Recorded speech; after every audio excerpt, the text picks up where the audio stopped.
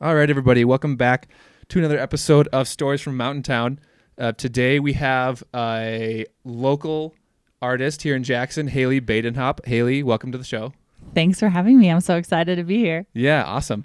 And in classic Stories from Mountain Town podcast fashion, we have our favorite local distillery, Jackson Hole Stillworks, obviously. Some of their double cask gin with what else we put in here? Elderflower, soda some water and tonic. Yeah, and blackberries. and some blackberries. Yeah, we were just like, let's just find some random shit to mix with this stuff in my fridge, and this is what we came up with, and it's pretty good. We're gonna figure out a name and trademark it, and get the Stillworks guys to do a still working video about it. Yes. Cheers to that. Cheers. So yeah, tell the nice people out there what you do, who you are, all that good stuff, intro stuff. Yeah, so mostly I'm doing murals. I mean, COVID has changed that a little bit this year because I haven't been able to travel as much as usual, but in normal times, I'm usually here in Jackson doing probably half my murals and then traveling and doing half my murals. And then probably a little bit in there, I also do digital design and then some fine art as well. But for that, I have to be at home, and I just usually am not at home long enough to do some fine art. So I haven't done as much of that lately, but this year's been good for it. Yeah, for sure. And some of your more notable, at least notable that I've seen around town, your murals, the one by Cowboy Coffee Company. What do you have a name for all of them? A little bit. That one I usually refer to as the Blue Moose. The Blue Moose. I just called it that earlier today. But yeah, that one was a collab with the National Museum of Wildlife Art here in town, and then kind of with also the people in Jackson Drug who had the wall space, and then New Thought Digital Media, which is a media company here. They were the marketing people for that, so we all came together and did this kind of not really advertisement, but mural-esque, getting people to go to the Wildlife Museum. So that was cool. I've done a couple in Orange Theory here, one at the resort, in the Solitude Station, and I've not seen that one yet. Yeah, it was a fun one if you take the new Gandhi up halfway. Yeah. So you wouldn't really go there unless you have kids. Yeah, that's why. Yeah. I'm not renting anything lately, and I don't have kids. Yeah. And then didn't you do like the red, you painted something on the moose sculpture by the Snake River Lodge? Yeah, that one. There was like a moose sculpture right when you pull into the village, and had been there a long time, was kind of like run down, and they wanted it to be a little bit more perky. So I painted it red. I got some interesting feedback from that one while I was painting it. I was going to say that. I saw some of that on social media, and I was like, why are they freaking out? Like, I didn't even notice that beforehand, and now it's like actually something to look at. And it's a local artist. It's not like they outsourced it to someone with something that doesn't care about the community here. Yeah. So it's like you're doing it for all the right reasons, and people are giving you hate. Yeah, I think, I mean, it's art, so people see it in different ways, and you'll always have that. I think, I don't know if people say it as much usually if they don't like something, especially here in Jackson. It's a lot of like wildlife art and stuff that's very not necessarily old school, but it's like the style is geared towards people who want to buy here, and they want a lot of stuff that's like reminiscent to here, not so much contemporary. I would say maybe it's lending itself that way. Yeah. But I mean, I understand that it's like that, and you can't really please everyone with new art stuff. And it was different. It's not just a moose. But I say if you want to see a moose, you should go find a real moose. Yeah. They have been so active recently. Yeah. Tim got here, what do you say, Thursday? And we counted yesterday. He's seen 19 moose. 19 in a week. Wow. Yeah. Insane amounts. And we're not like getting way out there. Like there've been 6 in our yard since he was here. Oh my. We just would like we get on the bike path here and go towards Stagecoach. We saw like 4 on that stretch over by Stilson. Like they're just everywhere. And it's all these giant bulls getting out because they're trying to hang out with the females. Yes. But yeah, they're so active right now. I love it. Yeah. We were sitting at String Lake last night, and we were hearing all of these elk calls, which I actually didn't know what an elk call sounded like. Oh. But it was They're like, there's just a screech in the night. Like, could be a ghost, could be like Bigfoot, could be a really big deer. Exactly. Yeah. But I like your point about the wildlife art style. It's always, you see them all around town. It's just that bronze, like, carving. It's like pretty classic. But what draws me to your art is like you pay respect to the nature, but in like a fun way. There's like, I wouldn't use the word fun for those bronze sculptures, but I'd use the word fun for a lot of your art. Well, thank you. Yeah, that's what I hope to make it. I mean, I just want something that like people look at it and it's cool. Yeah. And like it's interests them, or they want to make it a backdrop for a photo or something. Yeah. It doesn't have, like, when I was starting to do art, everybody seemed to want to know like the big meaning behind it. And a lot of it actually didn't have like a huge meaning behind it. Like I just found that interesting or wanted to paint it in my own way and do that. And so that just like what happened is it just tends to be like more colorful and just a little new style, which is not everybody's style, but I think everybody has kind of their own artist that they like or that they follow or they want that kind of art. And it's fun to hear when people are into your art. Yeah. Yeah, I definitely like, I gathered just from following you on Instagram that you didn't have like this big like mission per se with your pieces. You're not like, well, this represents the strife that a moose faces every day when he's trying to get to Cowboy Coffee Company, you know, some like snotty shit like that. Because I don't think I would be drawn to an artist that would say that kind of nonsense. And sorry if you have said that kind of stuff, but no, I don't think I have. Yeah. But I think that's good because the way that you like portray your art, that's kind of the clients that you get. Yeah. And so the people that I work with are like pretty laid back and want like a fun style. A lot of them let me do whatever I want and try out new things. So it's pretty fun. Yeah, definitely. Yeah, so we were just talking before we started. I'd love to get something to cover this curtain or whatever, or blind rather, and just have this be the backdrop for the podcast. And literally all I would tell you is just like, yeah, just like, can you put like, make it like the Tetons, and then like if you could like sneak in like my dogs or something in the corner, and then I wouldn't give you any other direction. Yeah. Because, you know, I want you to make the piece for your style. I wouldn't want to influence your style outside of that. Yeah, which is great. I mean, that's really fun for an artist to hear, especially. It's funny because I've done some murals in houses here, and everybody always wants their dogs included. Yeah, totally. In their artwork, yeah. Awesome. So how did you get into, like, deciding that painting or just being an artist was, like, your way to make money, the way to, like, do for your job? How did you decide that? I didn't necessarily, like, decide it. I actually was never really into painting. I was more into drawing. And I went to school for fashion design. And so when I came out here, I've been here for like almost 8 years. Oh, nice. And I was looking for like design jobs. In the meantime, I was also sitting at Cowboy Coffee, speaking of Cowboy Coffee, and saw that they had art on the walls. And I was like, oh, I think I could put art on the walls. And I remember approaching them and I was like, hey, can I put my art on the wall? And they're like, yeah, can we see an example? I was like, no, I don't have any examples. But at that point, like, I don't think there was quite as much demand. So they were like, well, you can have next month. That's funny. And like, it was so soon that I didn't even like have any friends here yet. And so I had nobody to invite to this art show. But luckily, like, some random people came and I sold some art there, which was really fun. And I kind of just like, for that show, I had actually just went to the local lumberyard and asked if they had like scrap wood, and I painted a series of vintage photos on this wood. And it kind of goes to show that like you don't need the best materials to start out with like doing a show. Like if you want to have a show, just have one. Yeah, for and then from there, I started all of my friends started getting married, so I had found some watercolors, and I was like watercoloring their portraits as wedding gifts. And I did that, and as I was showing that I did that, more people were asking for those. And so as I did more of those, I got more like dog portraits and like just portraits of people and things like that.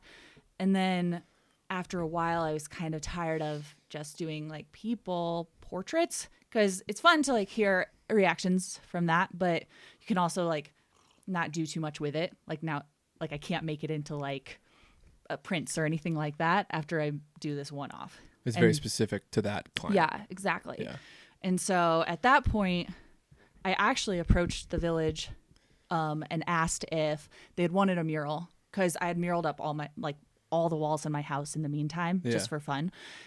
And I was like, I think I'd like to do this like for somebody, like instead of just in my house. And so I remember emailing them and I was like, hey, do you guys have any walls that might need a mural, might need painted? I have some ideas. And they're like, no, we don't have any walls. And then a year went by actually and didn't do anything. I think maybe I did like a free one for somebody and like maybe one for my mom or something. And in a year they emailed back and they were like, hey, we actually are building a new building. We have room for you to do a mural. And I was like, yes. So I just put together something. We went back and forth on designs and then I went in there, painted it all by myself one day. You like finish it all up and then nobody's there and you're like, sweet. Yeah. You imagine like some champagne being popped behind you, cheering when you finish. Like, voila, my masterpiece. So I think I went down to the Mangy Moose and like bought myself a can of wine and I was like, sweet. Job well done. Yeah. That's awesome. And is that like, you don't have to answer this if you don't want, but is art like your full-time gig or do you have like other like side jobs too? No, it's full-time now. That's outstanding. Yeah. So and that fits right into your podcast idea that you used to do. That's right. Like taking your passion and turning it into what you do. Yeah, exactly. I mean, it wasn't like right away. I like just made it. Yeah. It was definitely like, I can't buy the groceries that I want yet, but I want to do this. Like, it's always how I judge it by, because like, I really want that avocado or something like that. Yeah. And, but then as people saw like what I was doing, and at that point I was actually also working at the airport, so it made it really convenient because I would like fly places and I'd be like, oh hey, do you need a mural?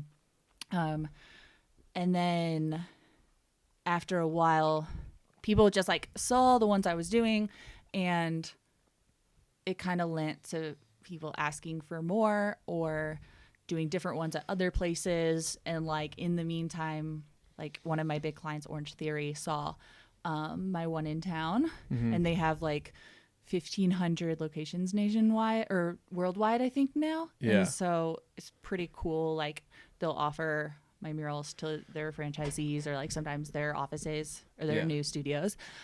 So it's been really fun to work with them. And I got like 2 new projects from them this morning. So hell yeah, that's fun. Yeah. That's awesome. Yeah.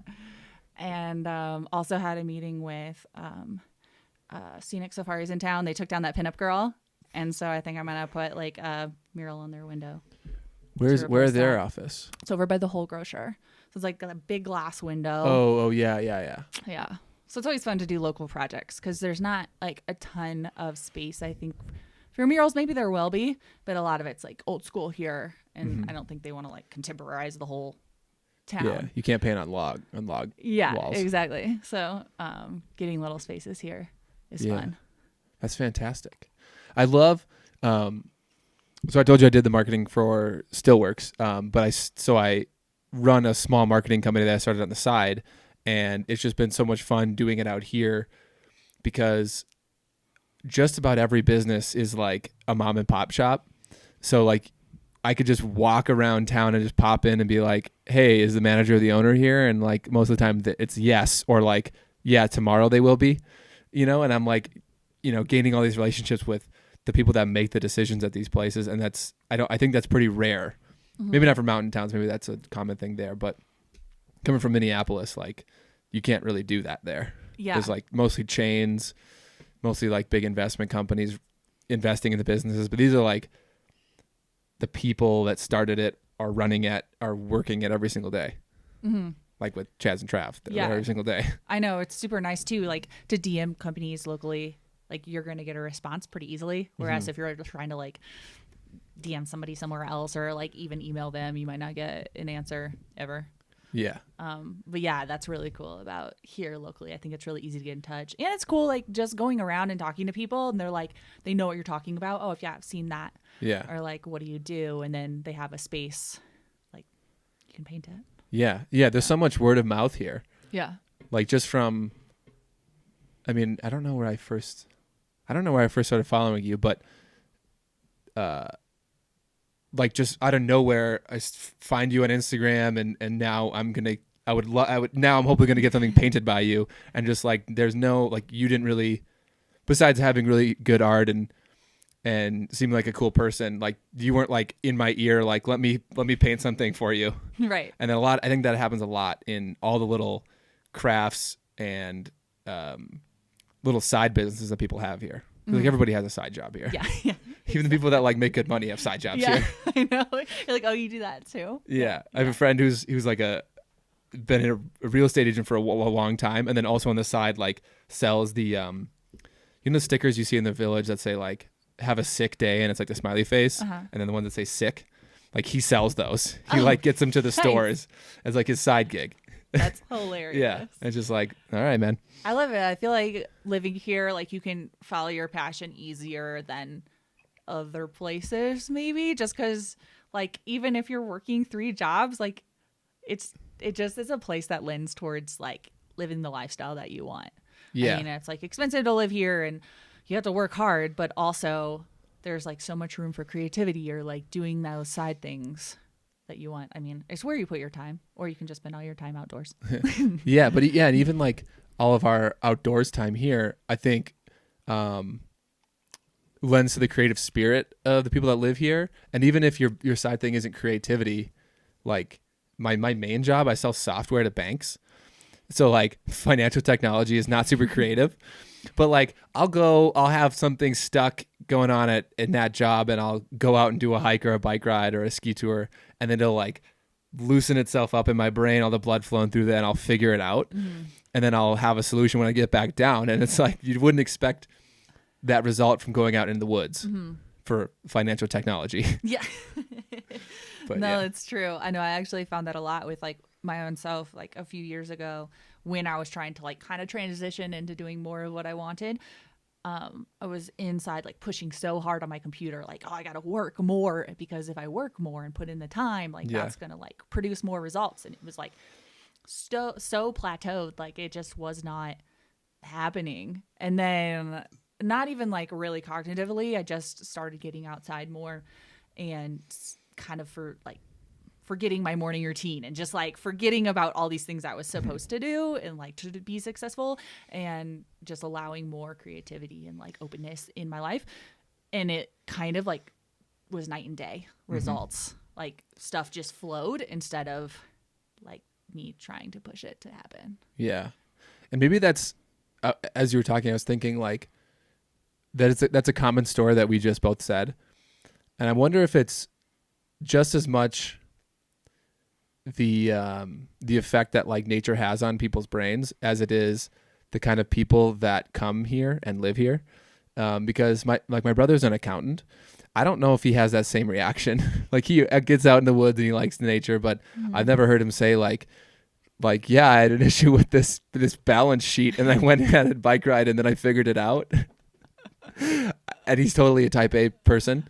Love you, Ryan. It's his birthday today. Happy birthday, Ryan. So maybe it's also like who comes here and who can think enough about that and realize what's going on. Yeah, I think just giving space to that in your life too is important. Like even if you're not like meaning, oh, I'm gonna go outside to make this happen, like just getting out there and giving yourself the opportunity to like not focus on anything. Yeah, I guess it's like a meditation in a way, but I'm too like an active meditation. I'm too active to like meditate. Yeah. I tell myself like pretty regularly, like if I'm like, should I do this or this? I'm like, it's off. I golf and I mountain bike and do all this other stuff. I'm like, I didn't come here to golf. I love golf. I golf a lot at the links at Teton Peaks in Driggs. You ever been there? No. They allow dogs. Nice. And it's like just west of Driggs, so super sick views of the Grand. Yeah.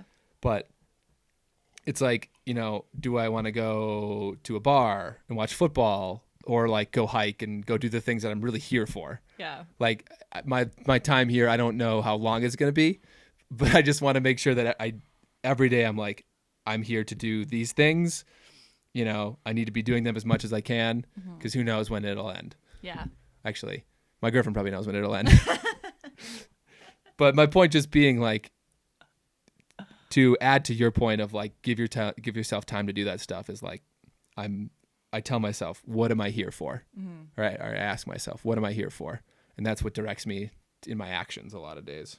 Yeah, that's a good point to like do that, because you definitely have to. I mean, it's easy to get sucked into doing so many different things all over the place, and like there's so many things happening all the time. But to like do what's really meaningful to you is like an important thing to step back and recognize. Yeah, whether it's work or even just like being lazy. You know, I'll like be like, oh, maybe I'll have like a lazy Saturday, but I'm like, I didn't move to Jackson. I don't work so hard to like stay here to not be out in the Tetons every single day that I can be. It's tough. Right? Like I like scold myself. I know. Actually, I have like a new roommate, and I was like, oh, I don't know. Maybe I'll just like stay home today. And she's like, it's okay. You can stay home today. I was like, oh, okay. She's going to like judge you for like, why are you not climbing the Grand today? I know. I found that so funny when I moved here, and it was like you did something you thought was really cool, but this town's so crazy that there would be like somebody that be like, oh, I did that plus this. I did that before work. Yeah. I have some friends that work at Stio, and like a bunch of them they like what they do. They camped up like near Jackson Peak and then like summited Jackson Peak and then came down and got to work at 9. I was just like, what the hell are you guys doing? That's intense. And like even my buddy works there. He's like, yeah, I went to the gym and I thought I was doing the right thing. Yeah, but like exactly. They climbed Jackson Peak. Man, Not good enough. I know. Exactly. Gotta go above and beyond. Yeah. So you've been here for 8 years. What brought you out here in the beginning? I went to school so I'm from Ohio, and I went to school in Cincinnati for fashion design, like I said. And for that program, I had to do 6 internships before I graduated. And one of my first ones was out in Cali. And as I was driving to Cali, I went through Colorado, learned mountain towns existed, but like I had no idea. I was like, this is amazing. So then fast forward, I did an internship in Vail, and then after school moved to Aspen to just ski instruct for their adaptive program. And I wasn't even a skier. I didn't know how to ski. I came out as a snowboarder my like 10 days I had ever snowboarded in my life. And how tall was your like hometown ski hill in Ohio? Did you have one? Well, I grew up on a farm in Ohio. It was very flat. There was I didn't learn to ski until I moved to Vail. Okay. So I didn't learn. Well, I learned to snowboard like when I was 22. Yeah. And I think there's one in Ohio, like maybe 300 feet. Yeah. Like 2 hours from me. I've went once actually since. It's great. And so when I moved to Aspen, I did this job like faking that I could ski, and had a great winter there. After that winter, I asked everyone like, what do you do in a ski town in the summer? Like I had no idea. And they're like, oh, we all become whitewater raft guides. And I was like, oh, okay, I could maybe do that. And so I actually did get a job doing that. But in the meantime, I got a different job. I love reading outside magazines, like 50 best outdoor jobs to work at. This was before like everyone wants an outdoor job, like back in the day. Now I feel like every single outdoor job, like everybody's vying for. But freaking millennials. Yeah. They're all like, I just want to live in a van and like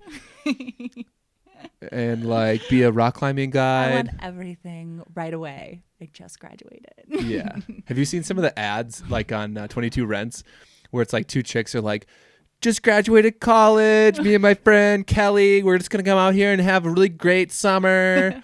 We want to rent a house, 4 bedrooms for $300. We're super clean. I mean, I actually just went through this because I'm like, I just have somebody subleasing my house and I need to find another person. So I like actively am on 22 Rents. And when I found this person like a month ago, I put an ad on there. I was like, oh, maybe like some people will reply. In like 2 days, I had 45 replies. Yeah. And I was like, oh my God. And like people would come over and they'd be like, yeah, so do you really think it's worth like paying to like stay here? Or like maybe I should just find like a shed. Like it was like absurd. I was like, what is happening? Like is this a real life? Like, yes, you are in Jackson. You have to pay half to live here. That's fucking ridiculous. I was like, what? Yeah. But I guess that's what I get if I'm like been here too long. And after a while, I'm like, I probably shouldn't be having a roommate anymore. You're just a grizzled veteran of Jackson Hole. You've been called grizzled before? No, but I like it. Grizzled. Yeah. Okay. So you were. And so, yes. So then I was in Aspen. Okay. So I found this job on Outside Magazine. It was like number 30, and it was like, be a travel guide. And I was like, get paid to travel? This is a dream job. And I got it. I had to quit my not started whitewater raft guide job and moved out to California, which is where this company was based. At that time, it was called Peak America. We ran like Trek America trips. So if you ever notice those vans coming through Jackson or basically any national park, they would say like Trek America on the side or Intrepid Travel. Yeah. And it's basically 15 international travelers would fly in. I would pick them up in LA in my 15 passenger van pulling a trailer and teach them how to like camp, cook. I would manage their money. I would drive. I was like a commercial driver, so I could only drive like 10 hours a day. And we'd hit all the national parks. And most of the time we would do this like south thing, like trail, which went from LA to New York in 3 weeks. And then hit all the national parks in between. Wait, you would drive that whole stretch and hit all the national parks in between? Yes, and there was a lot of partying in there too. So it's good I was younger. Oh my God. It was like I don't even remember sleeping that summer. I was so exhausted because you would go across the US. I would arrive in New York, drop all the passengers off at the airport, and then my manager would call and be like, okay, the next trip you've got is this like Southern Sun and it starts in 2 days. And then I would have to research all this stuff. Like they would have, I think, the lodging picked out, but I would have to research all the options of places we stay. Sure, why not? And then I would do that all for 2 days. And then 2 days later, I would pick up 15 more people and we go. And the funny thing is like at that time, I didn't know like anything about the US. Like I had not explored many national parks. So it also was like me trying to learn all about the national parks because I was like the tour guide and these international folks are over here hoping for like, you know, full on experience. And so I'm also like studying at night to like figure out what the trails are and all this stuff. But I mean, at the end of the day, it was really cool. I saw so many places I didn't know existed. And like, I was actually kind of sad too because, and I think COVID has changed this, but everyone at these national parks was foreign. And I was like, the Americans are missing everything that like America has to offer. Yeah. And it was like such a bummer, but I think everybody's getting out now and like crazy in hordes. They are. Have you been to Yellowstone this summer at all? I did go. I went maybe 3 weeks ago. Yeah. For a day. It was crazy. But we didn't do too much. Like my boyfriend broke his foot, so we've been doing very mellow adventures. It's a lot of board walking. Yeah, I've been seeing you guys doing a lot of like paddleboarding where he's sitting on a lawn chair on his paddleboard. I was like, he's got it. I mean, broken foot or not, he's got to figure it out. That might be the better way to do it anyways. We did that as a joke last summer. We're like, we're tired today. Let's just bring lawn chairs on the paddleboard. And then the summer he was like, this is my gig. Yeah. That's awesome. Yeah. You're right about the foreigners in Yellowstone. And I want to ask you a question. It's a touch controversial.